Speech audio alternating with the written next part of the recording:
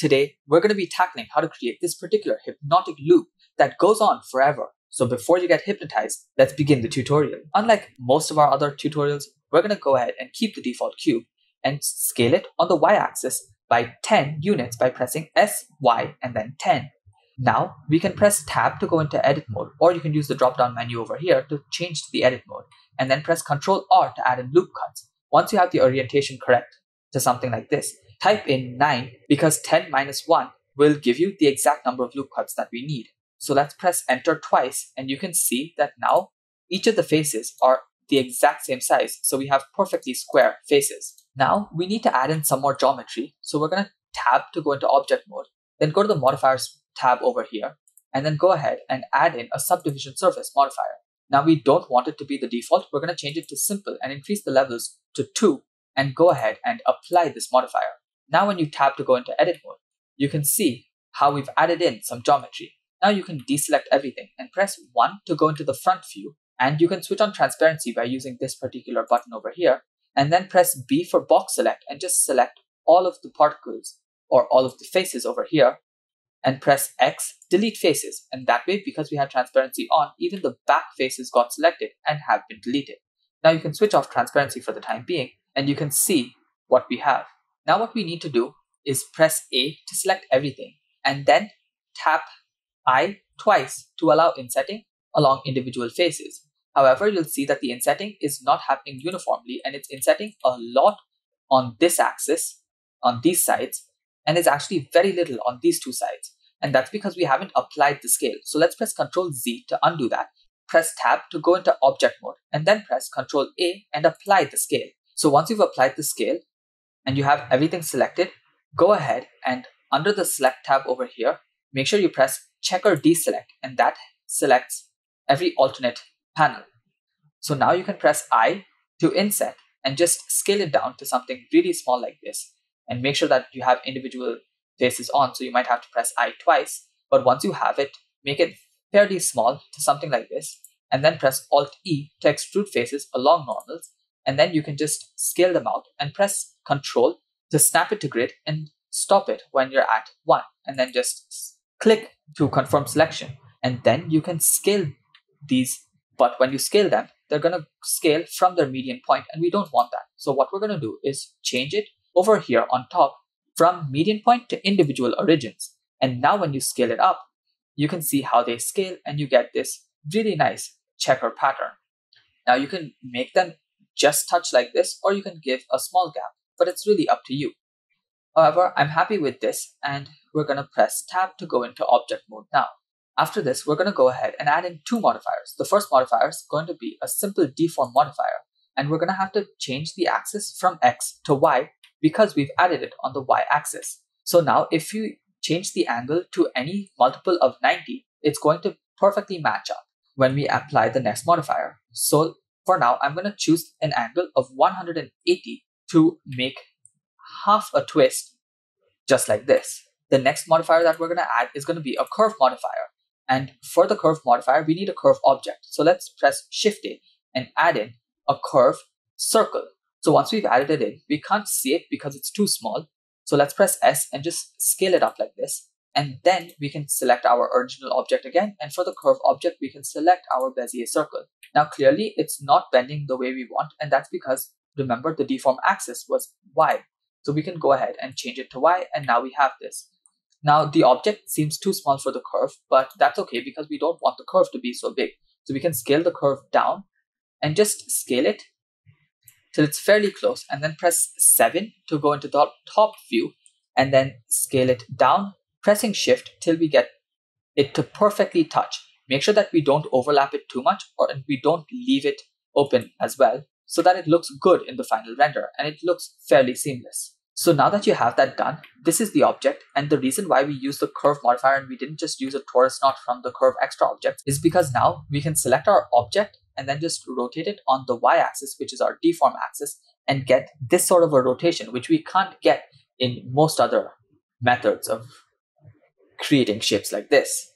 So now we can go ahead and set our materials as well as our animation. To start off, we're going to set all of our defaults. So let's go to our render properties, switch on ambient occlusion, bloom, and screen space reflections. And then we can go to our output properties, change the frame rate to 30 frames per second, go ahead and change the end frame to 150 so that it's a 5-second long animation, change the output folder to wherever you want it to be, change the file format to FFmpeg video and the encoding to MPEG-4 with an output quality of perceptually lossless. Now we can increase our timeline just like this and go to frame 0, and with our object selected, press I and then insert a keyframe for the rotation. Then we can go to frame 150 and then rotate it on the y-axis by minus 360 degrees and then press I, rotation. And that way we get the animation that looks something like this. However, it's speeding up towards the center and slowing down towards the end. And we don't want that. So we're going to bring our cursor to the timeline, press T, and change the interpolation to linear. So now we get a perfectly looping animation of this object rotating like this. Now we're going to go ahead and deal with our materials. So our cube is going to have 3 different materials and we're going to add those in. But to do that, we're going to increase our timeline a bit more and change it from the timeline to the shader editor. And along with that, we're going to change our viewport shading to rendered. Now we're also going to take our default light, press Alt-G to clear its location, and then grab it on the Z-axis and just move it up till it's somewhere like that. And then we can go ahead and select our object and go to the Materials tab down here. And you can see it already has its default material. We're going to add in 2 more material slots by pressing this button twice. And for each of the materials, we're going to press New so that we get 2 new materials. Now we're going to change the default material's name to Base. We're going to change material 01 to Spokes 1. And we're going to change material 2's name to Spokes 2. Now we have to assign these materials to different parts of the mesh. Now everything has the base material set, so we can go ahead and change our base material right now. So what we're going to do is change the base color to a very dark gray, and we're going to slightly increase the metallic and slightly decrease the roughness. And that's going to be our base material. Now we're going to press Tab to go into edit mode. And because we haven't applied our simple deform and curve modifiers, we can still see it as it is like this. Of course, we can go to our timeline and just go to a frame where it's a little bit more straight and then change this back to our shader editor. So now we can press 1 to go into our front view and go ahead and switch on transparency and press A twice to deselect everything. Now what we're going to do is press B to box select and make sure you select the top and the middle of every alternate spoke.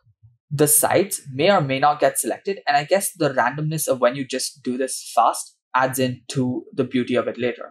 So let's just go ahead and select it like this, and then press B to box select and select this, and then B to box select this. And just like this, make sure you select every alternate spoke. Once you're done with that, go down to your materials and select Spokes 1 and hit Assign. Now before we actually mess around with this material, we'll just do the same for Spokes 2. So double tap A to deselect everything, and for all of the spokes that you haven't yet selected, just select them. Make sure that you get the top as well. Once you're done selecting them, assign Spokes 2.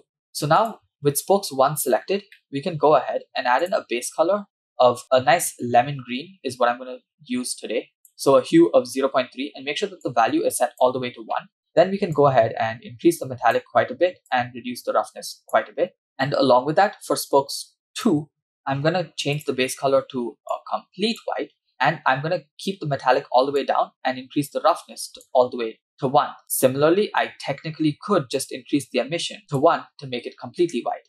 And I guess that's what I'm going to do for now.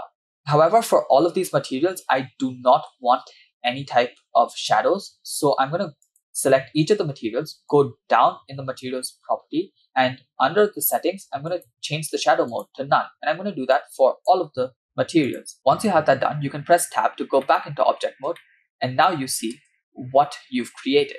Now there's 2 ways of rendering this out. What you could do is take your camera, press N, view, choose lock camera to view, and press N again, then press 0, and actually render it out from some sort of a side position of something like this. And that by itself could be one render.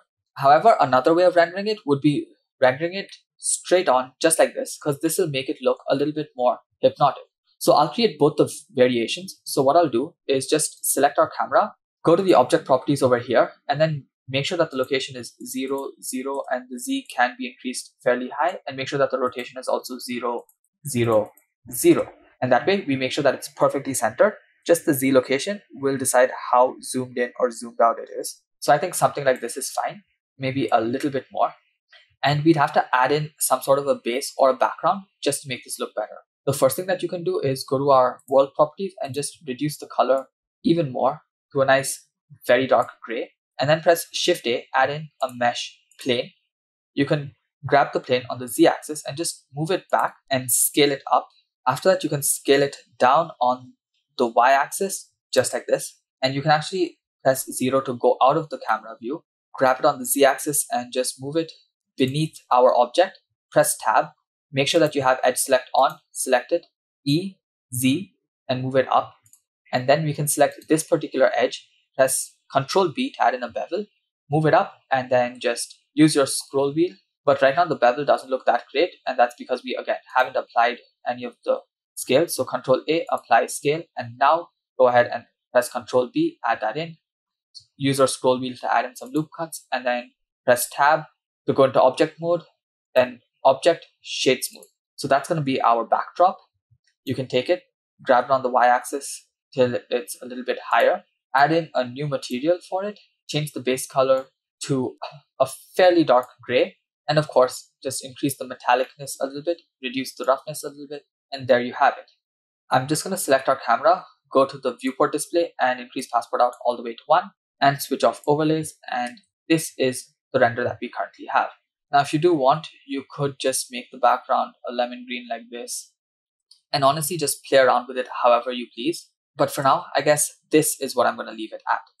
For the other type of animation, I'm going to go ahead and just select the camera and the plane, and then I'm going to press Shift D, enter, and I'll take the initial camera and just hide it, and take the initial plane and just hide it, and then select camera 001, go to View, Cameras, and set active object as camera. So now camera 001 is the active camera.